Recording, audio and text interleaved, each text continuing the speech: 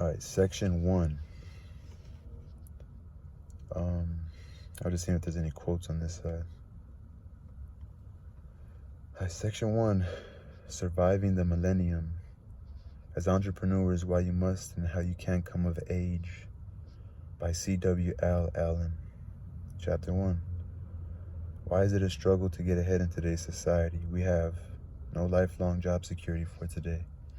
An explosion of entrepreneurs entering business. Worldwide competition, not just change, but rapid change. High technology replacing jobs. A higher number of skilled youth entering the workforce. High taxation. High debt. We are taught to dream, taught to want from constant advertising. We live with high crime, high litigation, high probate costs. Chapter 2. Is it still our right to live the American dream? The federal government and the IRS actually make it possible to slash your taxes by 70%, prosper as the rich do. You can also protect your assets during your lifetime and for generations to come.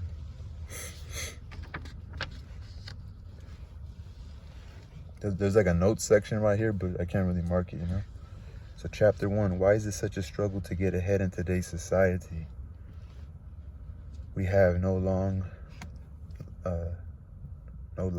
job security for today.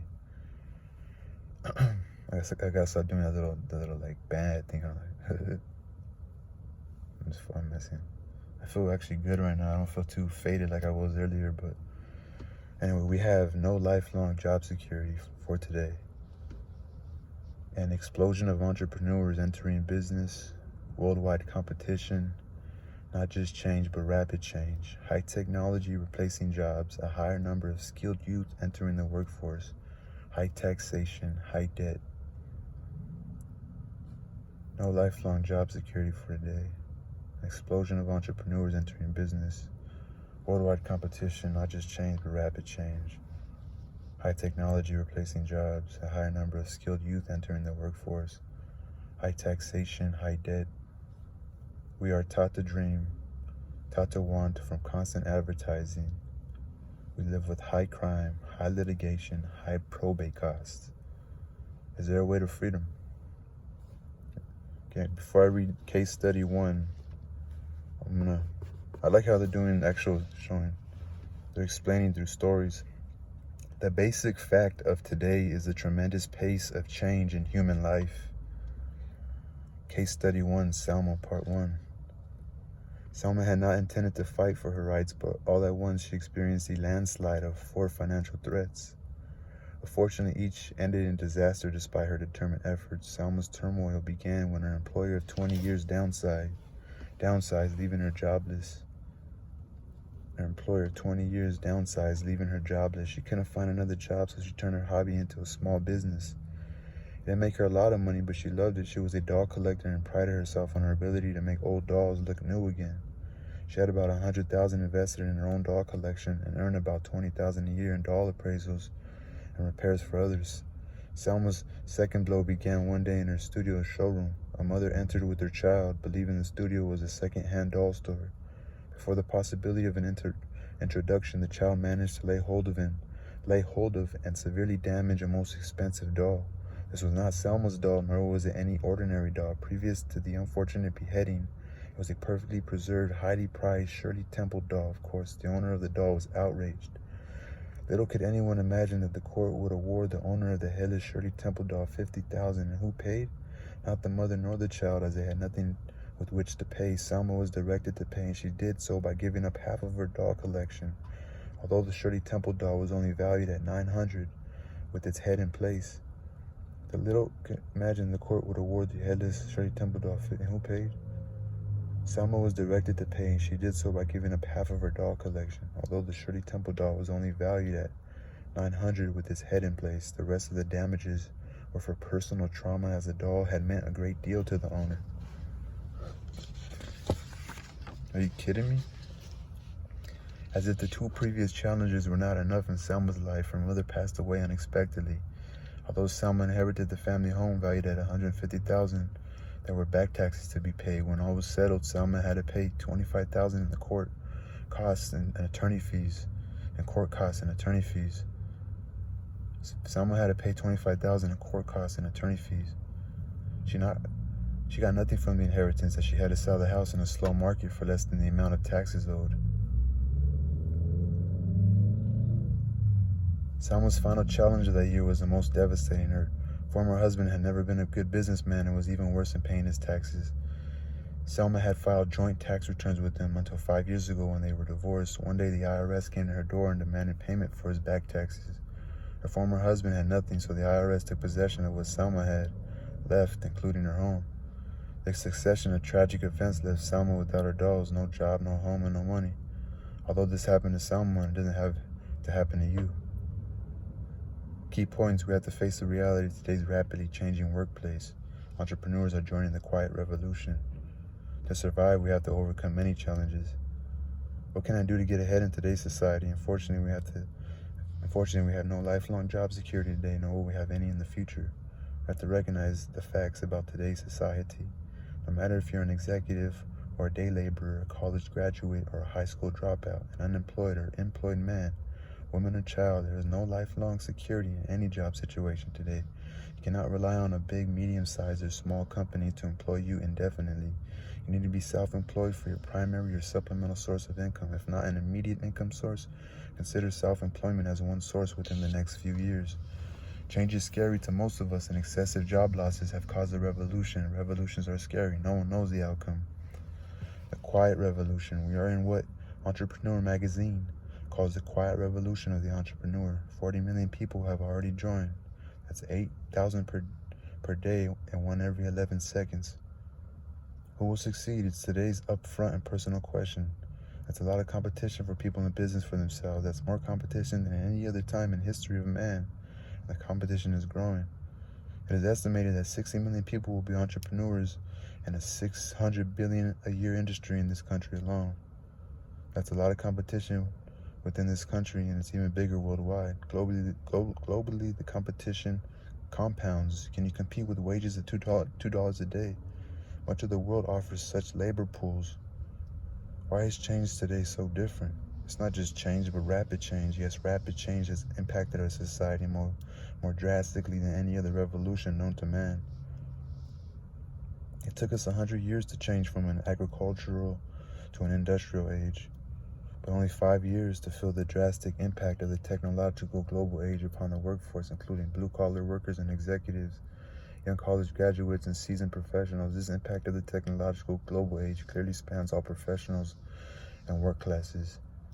Conservatively, over 2 million people in the last half of the 1990s has lost their jobs due to downsizing by major U.S. corporations. What about the government job downsizing, the overseas downsizing, the professional downsizing? They add to these great numbers as well. Politicians always say that new jobs have increased. However, according to Steve Forbes, 95% of those new jobs are part-time and temporary jobs. We're not just experiencing job cuts, but lowered wages too. This is due to supply and demand. When job seekers outnumber the available jobs, employers take advantage of the situation. When job seekers outnumbers the available jobs, employers take advantage of the situation. They pay less and expect more. They call all this activity right-sizing, but nothing seems very right about it. We're not just experiencing job cuts, but lowered wages too. This is due to supply and demand. When job seekers outnumber the available jobs, employers take advantage of the situation. They pay less and expect more. They call this activity right-sizing, but nothing seems very right about now. Nothing seems very right about it. That kind of makes me question about the people. What about people? There's so many jobs available right now. This book came out in 2000, so I wonder how that's affecting, Anyone may arrange his affairs so that his taxes shall be as low as possible. He is not bound to choose that pattern which best pays the treasury, so he doesn't have to just do what they want him to do. There is not even a patriotic duty to increase one's taxes.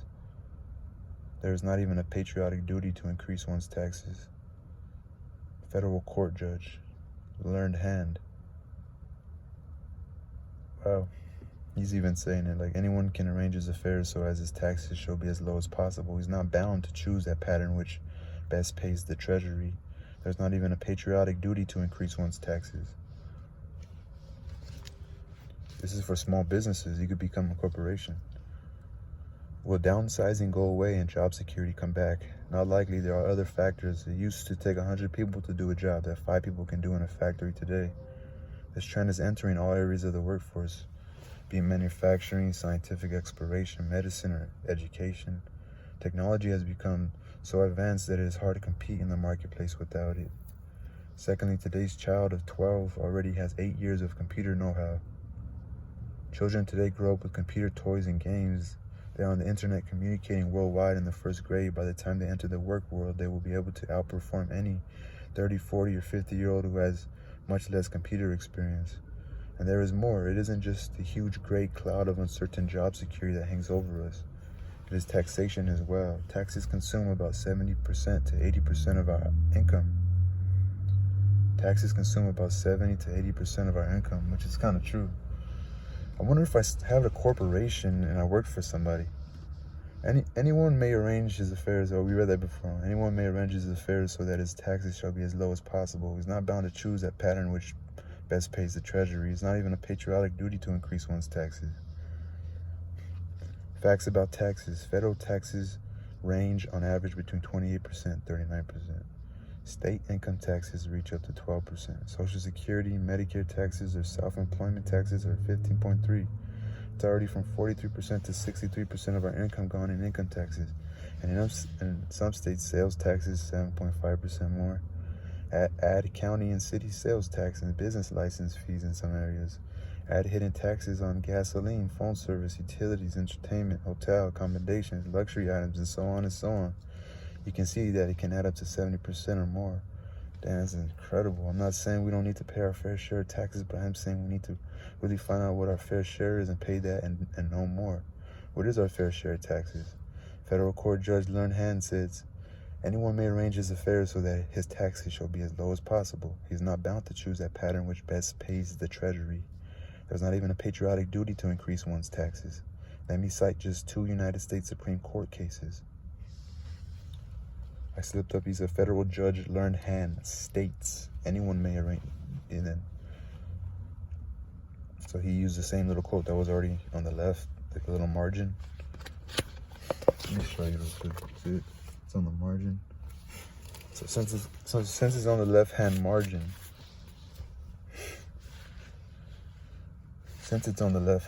and it's small, he put it in his writing. Which, hey, the more it gets in your brain, you know. Raymond Pearson Motor Company versus Commissioner 246F2D509 states. Raymond Pearson Motor Company versus Commissioner 246F2D509 states. Taxpayers are not required to continue that form of organization which results in the maximum tax. Taxpayers are not required to continue that form of organization which results in the maximum tax. Moline Properties, Inc. versus Commissioner 319 U.S. 436 states. Whether the purpose be to gain an advantage under the law of the state of incorporation, or to avoid or comply with the demands of creditors, so long as the purpose is the equivalent of a business activity or is followed by the carrying on of business by the corporation remains a separate taxable entity. Whether the purpose of incorporating be to gain an advantage under the law of the state of incorporation, or to avoid or comply with the demands of creditors,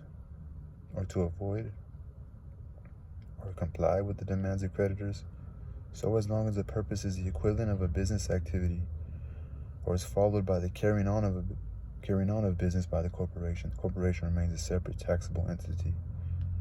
A separate entity, your corporation can allow you to pay less in taxes. I have to ask this question. When 70% of our income is spent in taxes, how are we expected to become prosperous? No one can be expected to live and succeed on 30% of a downsized income. That's the problem. You just can't live and succeed when you live in a world of debt. house payments, car payments, student loans, and worst of all, credit card payments. When another 20% goes to pay the banks on money spent with plastic before it is earned. When another 20% goes to pay the banks on money spent with plastic before it is earned. What can we do to get ahead?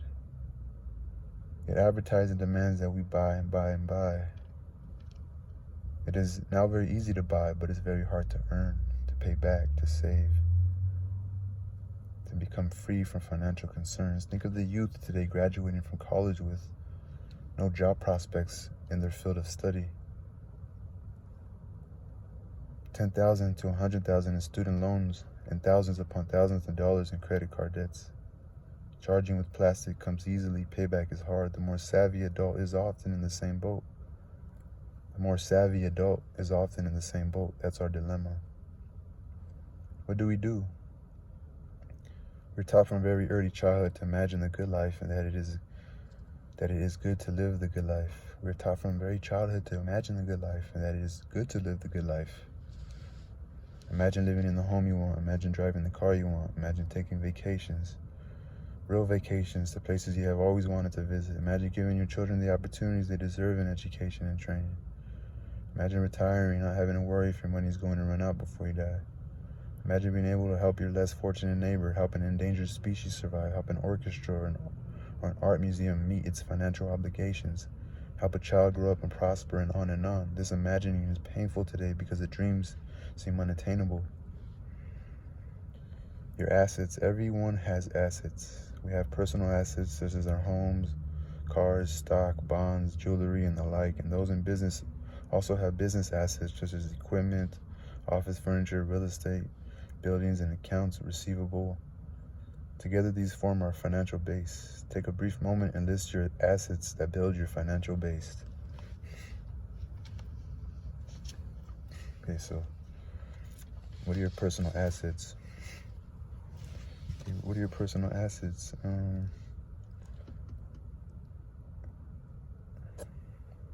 guess my truck, right, is an asset. What are your business assets? What can attack them? Let's look at the flaming arrows that come in the form of lawsuits and judgments, income taxes, probate costs, and estate taxes. They're constantly pointed at us. Your assets. Yeah, they're always trying to take what you have. They're trying to take it. Okay. Because if I paused for a second, I just thought about the assets I have. So it just says, list what are your personal assets? What are your business assets? And you got to kind of make those you got to kind of make it the same. You know what I'm saying? Like, I mean, if you can afford to have a home outside your business, that's good, you know? Some people have family, but if you can also make like where you live your business, I'm pretty sure you can save some money. What can attack them? I don't know. Of course, you know, my truck could break down, my phone could break. It's an asset. My phone is my asset. You know, I have to go to the library in this truck. I could get pulled over because my tags. Other than that, it's paid off, you know. It's paid off and it's kind of helping me. Haven't got no value from the YouTube, but so let's look at the flaming arrows that come in the form of lawsuits and judgments, income taxes, probate costs, and estate taxes. They're constantly pointed at us. Income taxes pointed at you, probate costs, estate taxes, lawsuits, judgments, everything. What can attack them? So that's the flaming arrows. So your assets, no matter how meager, are all subject to lawsuits. There are more than 750,000 lawyers in this country alone and more than 90 million civil lawsuits annually. That's 1 in 4 of our adult population. If a woman can spill coffee on herself and take McDonald's to the cleaners, literally, the jury awarded her $2.7 million. Who is safe? Does real justice have anything to do with it? It doesn't seem so. There are probate costs and estate taxes that grab your possessions away from your heirs, and even from the There are probate costs and estate taxes that grab your possessions away from your heirs, and even from the not-for-profit organizations, and even from the non-for-profit organizations to which you have chosen to donate your wealth after you have gone. Every family has this experience with this type of situation. I know a woman who inherited her mother's home after taking care of her for 20 years. This woman not only lost her mother, but her mother's home. She had to sell it for pennies on the dollar to pay taxes and attorney fees. She ended up with nothing instead of the $200,000 in which the home was valued. On and on. Frightening, isn't it? It seems impossible in today's society to beat the jungle system. The jungle reaches out with an unexpected trap at every turn. Conclusion: know the facts concerning today's society. Know what you can do to prosper. Know how to protect your assets. Know how to pass your assets on to the ones you love. There are two things to aim at in life. First, to get what you want, and after that, to enjoy it. There are two things to aim at in life. First, to get what you want, and after that, to enjoy it.